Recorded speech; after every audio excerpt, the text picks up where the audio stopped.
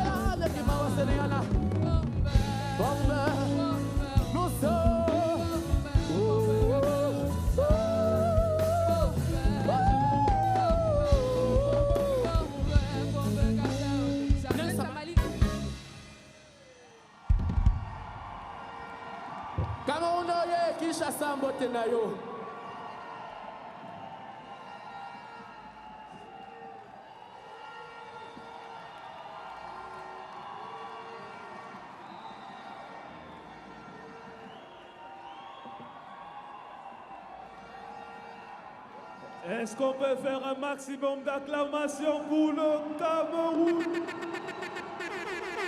Magnifique prestation de l'équipe du Cameroun. Au fait, j'ai oublié de vous dire un truc. Je me suis converti depuis ce matin à la sapologie. C'est normal parce que nous recevons le pape de la sapologie aujourd'hui, Papa Griff. Merci beaucoup pour avoir accepté de me recevoir. Je me présente, je réponds au nom de Papa Griff Lenganche, le grand Boulangandu, voyant et savant de la SAP, docteur en philosophie de la SAP, magistrat suprême de la SAP, le descendant du roi Salomon, le successeur d'Enganche Stervos Niarchos, la voix de la SAP, porte-parole de Jésus-Christ, évangéliste de l'art d'habillement, missionnaire de la SAP, initiateur de la dite beaucoup, sur le CV, journée. mais bon. Non, ce sont mes parcours, ce sont des titres honorifiques que j'ai mérités et je continue toujours à mériter. Le descendant du roi Salomon, ça c'est l'incarnation du roi Salomon. Vous allez vérifier dans la Bible, il n'y a personne qui s'est habillé par rapport au roi Salomon. Donc, je suis le collègue à tous les présidents sur le plan détastique. Très bien. Alors, donc, Papa Griff, qui vous voyez, n'a pas sa langue dans sa poche. Et puis, comme invité, nous avons une médaille d'or. Et quelle médaille d'or? C'est Jocelyn Danga, qui est médaille d'or de la littérature. Et ça, c'est extraordinaire. C'est vraiment spécial francophonie, c'est d'allier le sport et la culture. Est-ce que cette médaille d'or, Jocelyn, vous la vivez vraiment comme une compétition sportive ou est-ce que la littérature est un peu dévoyée avec ces médailles d'or, d'argent et de bronze? Quel est votre sentiment par rapport à ça? J'ai envie de dire que c'est les deux.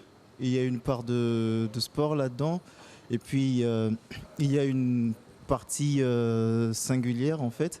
C'est à la fois un sport un sport parce que, entre guillemets, c'est dans toute compétition, l'esprit de compétition, c'est de montrer son côté fort, mais on montre son côté fort en allant puiser à l'intérieur de nous-mêmes.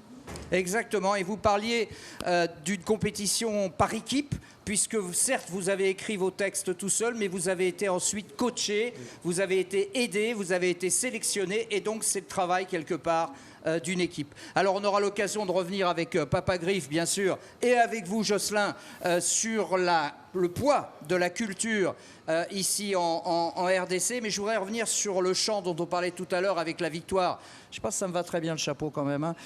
Sur la victoire des Camerounais, et eh bien, il y avait énormément de chanteurs différents. Il y avait des groupes, il y avait beaucoup de couleurs, et puis il y avait aussi des choses plus intimistes. C'est ainsi qu'on voulait ce soir vous présenter Serge Nader, qu'on avait reçu ici en plateau, et qui représente le Liban, et qui représente la poésie et l'intimiste. Voilà, le portrait de Serge Nader et de son amour pour Beyrouth. Beyrouth, mon amour, Beyrouth, mon amour. Mon premier cours de chant, je l'ai pris à 22-23 ans. Et j'ai 27 ans aujourd'hui. Je ne savais pas chanter, je chantais mal. Donc j'ai travaillé, j'ai chanté tous les jours. Je me suis mis à nu. Ce que j'aime, c'est les mots, ce que j'aime, c'est toucher. Ce que j'aime, c'est les gens, c'est connecter, c'est voilà, que ce soit faire rire ou faire pleurer, hein, c'est ça ce qui nous rend humains après tout. Ce qui est drôle, c'est que j'ai su il y a moins de 2 mois que je devais venir. Donc j'ai directement dit oui, j'ai pas réfléchi, j'ai dit oui, je viens.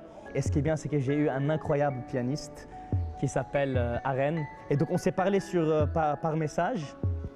On s'est entraîné 1 demi-heure à Beyrouth et puis 1 heure ici. Et je pense que c'est beau parce qu'on a eu une très belle alchimie qu'on va garder pour la vie parce que je suis sûr que là j'ai mon pianiste universel. On ne va pas se mentir. Il n'y a pas que le phénix qui renaît de ses cendres. Ce que je chante ici, c'est des chansons que j'ai moi-même écrites. C'est quelque chose qui vient de ma douleur. La première, c'est Beyrouth, mon amour. Donc je décris une relation toxique avec une ville qui m'a donné beaucoup de choses, mais qui m'a pris beaucoup de choses aussi, de par les problèmes récents, qu'ils soient économiques ou politiques, ou de par l'explosion de 2020 qui m'a laissé une cicatrice. Et d'ailleurs, je le dis dans la chanson, c'est que depuis que j'ai goûté au sang, que j'ai besoin de partir. Nous avons tous vécu ces moments-là, et on a vu le sang, on a vu les bâtiments, on a vu les malheurs qui se passaient dans les familles et des personnes qui ont vécu cette explosion-là. J'étais à 500 mètres du port ce jour-là. Et dans la deuxième chanson, Nous sommes Libanais, je parle du mouvement de contestation, comme on l'appelle la révolution du Liban, où on a pu voir pour la première fois depuis longtemps le peuple s'unir pour un même but. Un but qui est celui d'avoir un gouvernement capable, un gouvernement compétent, sans piston, sans affiliation politique. Je lui ai dit que, OK, let's go, on va le faire, on va chanter, on va jouer la musique à Congo pour montrer, durant les Jeux de la francophonie, qu'est-ce qui s'est passé exactement avec les émotions, avec la musique et les paroles. Quand j'interprète ces choses-là, je rentre complètement dans le personnage. Pourquoi? Parce que je suis ce personnage après tout. Nous sommes Libanais. Et je pense que même si c'est une petite chanson, même si c'est un message, même si c'est une conversation avec quelqu'un, souvent ces choses-là sont ces petites choses qui font la différence, au moins sur le court terme, au moins pour se sentir mieux. Je me suis imaginé en avion, en train de partir, de revoir le littoral depuis le ciel et de me dire tu joues avec mon cœur, mais tu m'as pour toujours. Beyrouth, mon amour, je te reviendrai. Et donc j'espère revenir un jour parce que Beyrouth, c'est vraiment mon amour.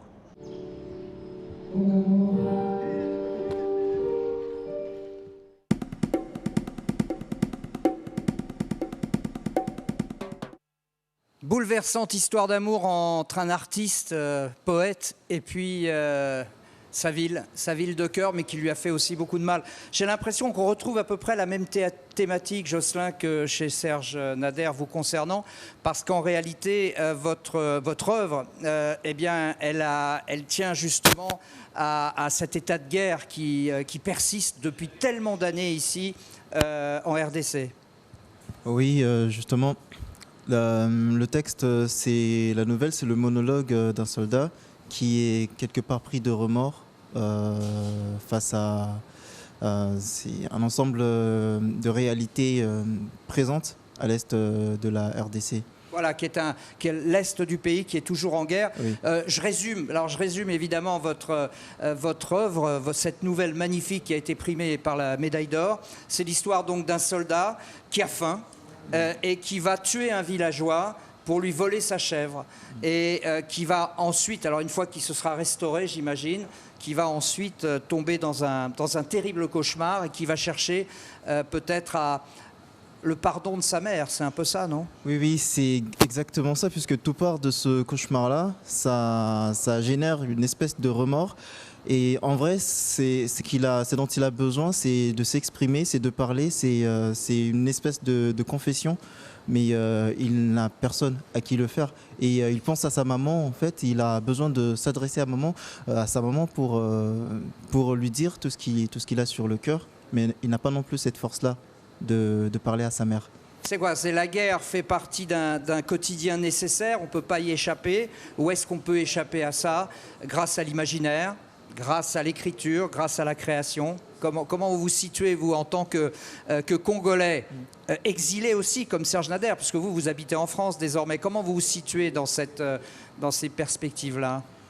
Alors, si on peut échapper à la guerre grâce à l'écriture, ça, sincèrement, je ne saurais pas le dire. Par contre, ce que je sais dire, c'est que l'écriture va nous aider à voir certains aspects que l'on ne peut pas forcément prendre en compte quand on est aveuglé par des penchants, on est aveuglé par des accès d'égoïsme et peut-être on est aveuglé par une espèce de cupidité qu'on veut assouvir à tout point. L'écriture va nous aider à prendre en compte ce côté burlesque en fait des situations, mais aussi le côté dramatique, et en espérant que grâce à cela, on arrive à voir les choses autrement. Alors, moi, j'ai été bluffé, vraiment, je dois le dire, dans ces Jeux de la francophonie par le haut niveau culturel, que ce soit Jocelyn ici, que ce soit les chanteurs dont on a parlé tout à l'heure, ou encore la danse de création. Je voudrais vraiment insister parce que la médaille d'or en danse de création a été remportée par les Burkinabés, qui sont une troupe sourds et muets. C'est hallucinant. C'est la première fois, à ma connaissance, que des personnages, des artistes dits handisport, domine des artistes dits valides. Reportage.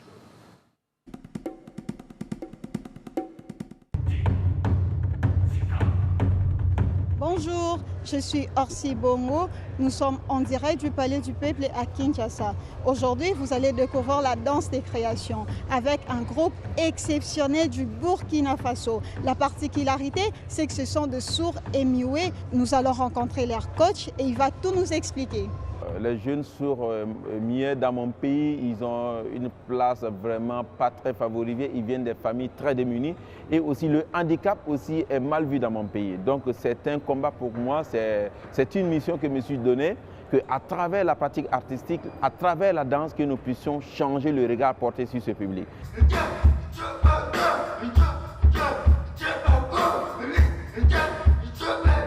Avec ce spectacle, ils réclament leur place, ils réclament aussi, ils demandent à cette population, à la société pour dire qu'eux aussi ils sont présents. Donc d'ailleurs, c'est cette motivation qui nous a amenés au Jeu de la francophonie pour essayer de se mesurer avec les danseurs aussi qui ne sont pas handicapés pour dire que nous aussi on est là, on est capable. Qu'est-ce que ça te fait d'être ici au 9e Jeu de la francophonie? Ok, avant, les sourds ne pouvaient pas se présenter devant les autorités dans sa communauté, mais vu qu'à travers la danse, il peut aller au-delà de ça, présenter ses spectacles à n'importe qui. Elle demande plus d'égalité pour les sourds dans ce spectacle. Pourquoi ils sont toujours les personnes qui sont les plus démunies? Elle veut plus d'égalité dans les décisions, que ce soit politiques ou dans la société. Et elle est très contente. Pour moi, l'art, c'est la plus belle manière de communiquer. Donc, à travers ce spectacle, nous cherchons vraiment à changer le regard porté sur ces personnes et aussi nous visons à changer le monde. Vive les Jeux de la francophonie. Merci.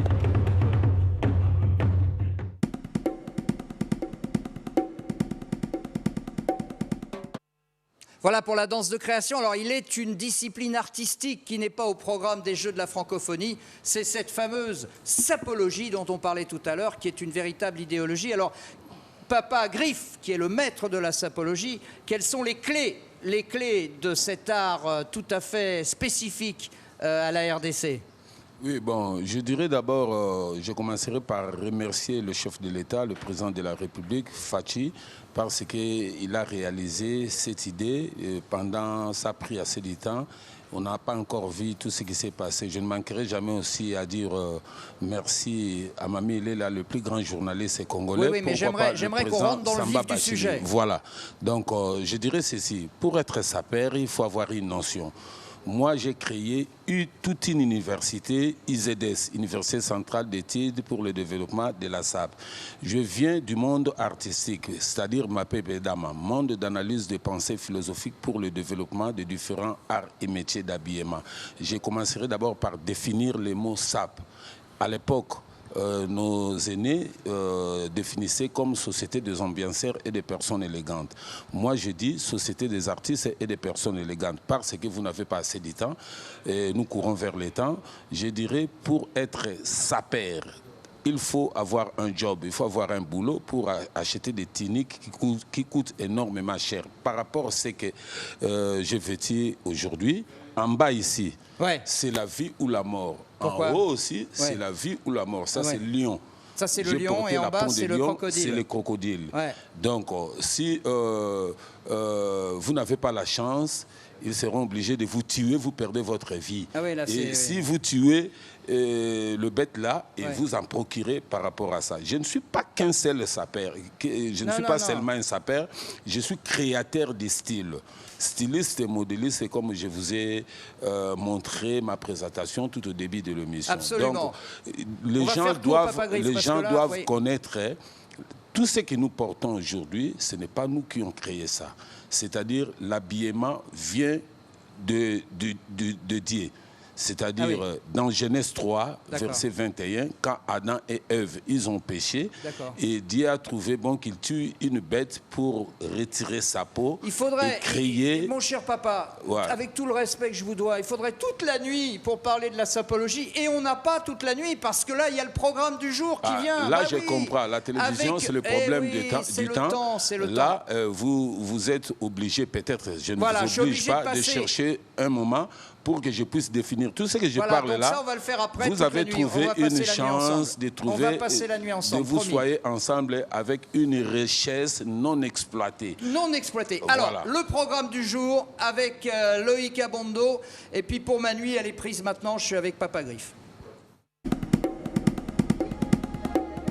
Salut les copains! Plus que quelques heures qui nous séparent de la cérémonie de clôture de cette 9e édition des Jeux de la francophonie. Mais avant de nous quitter, ce samedi, on a également une très belle programmation pour vous. On commence avec la lutte africaine qui bat son plein depuis 2 jours déjà, qui va se terminer aujourd'hui. Et vous avez le match de classement en basketball féminin. Parlons de basketball féminin, ce soir, donnons-nous rendez-vous pour la finale qui opposera le Cameroun et le Sénégal. C'est un match de Lions. D'un côté, les Lions de la Teranga et de l'autre, les Lions indomptables du Cameroun. Eh bien, ces deux nations n'ont perdu aucun match depuis le début de la compétition. Et lorsque l'on voit la prestation que le Cameroun a sortie lors du match comptant pour les demi-finales face au Liban, on n'a qu'à s'attendre à une belle prestation des Lions indomptables qui voudront faire montre d'une belle prestation dans cette bataille des Lions, car en face, il y aura bel et bien le Sénégal, grande nation du basketball africain. Les Lions de la Teranga, depuis le début de la compétition, justement, ont eu à marquer plus d'un, le public quinois, avec des scores qui vont au-delà de 90 points. On n'a qu'à s'attendre à une confrontation qui verra toute l'Afrique se retrouver sur l'heure de jeu, alors qu'en vrai, il n'y aura que 2 nations, le Cameroun et le Sénégal. À mon avis, le match sera très serré, mais victoire pour le Sénégal. Dites-nous qui remportera ce duel.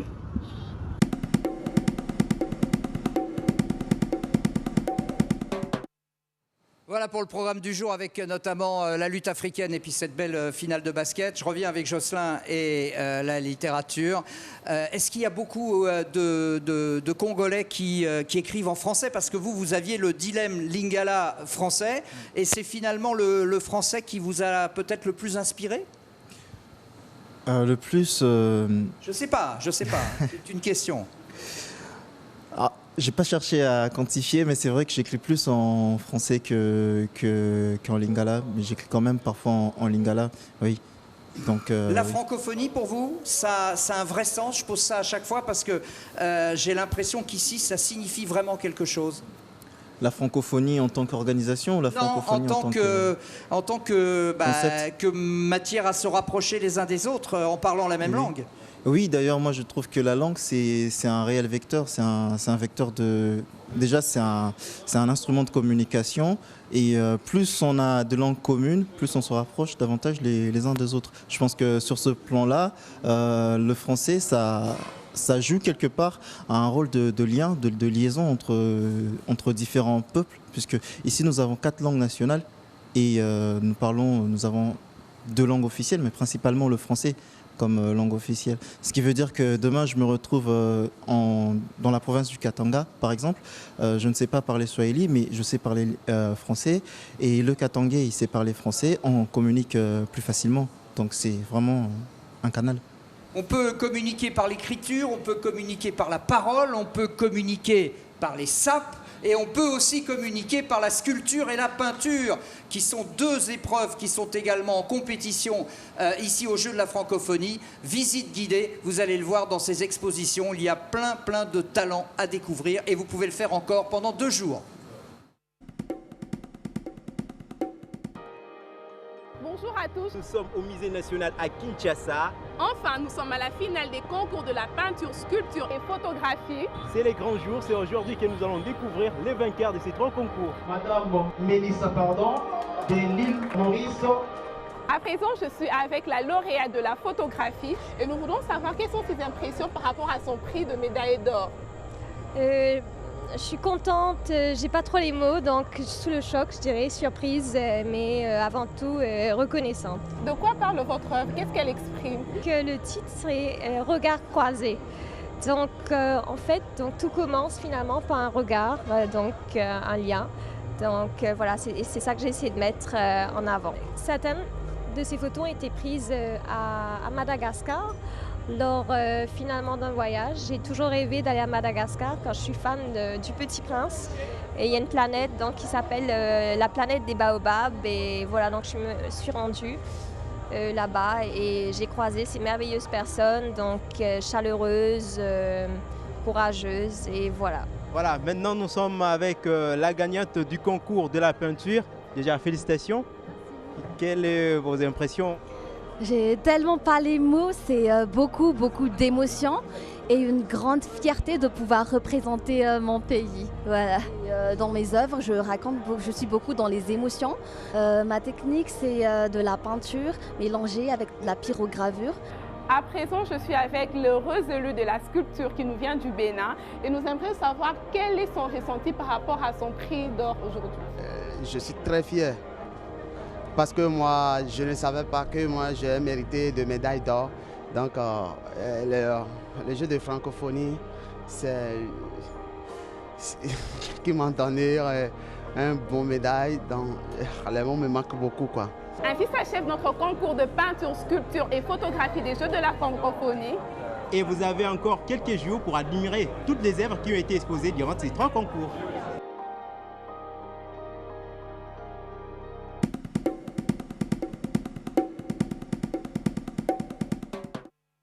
Bon, il se passe des trucs de dingue sur ce plateau parce que Papa Griff a amené toute sa famille. Et j'aime autant vous dire que l'ambiance est au rendez-vous. Je voudrais remercier Papa, je suis désolé si on n'a pas abordé tous les problèmes de la sapologie, mais ce sera pour un nouvel épisode. Et merci beaucoup à Jocelyn, médaille d'or de la littérature. Son prochain roman s'appelle Bazar Pays et ça va être absolument passionnant. Donc on va vous laisser avec les événements sportifs, lutte africaine et basket. Et moi, je vais rester avec mes potes de la sapologie. Ça va durer toute la nuit, qu'on se le dise. À demain.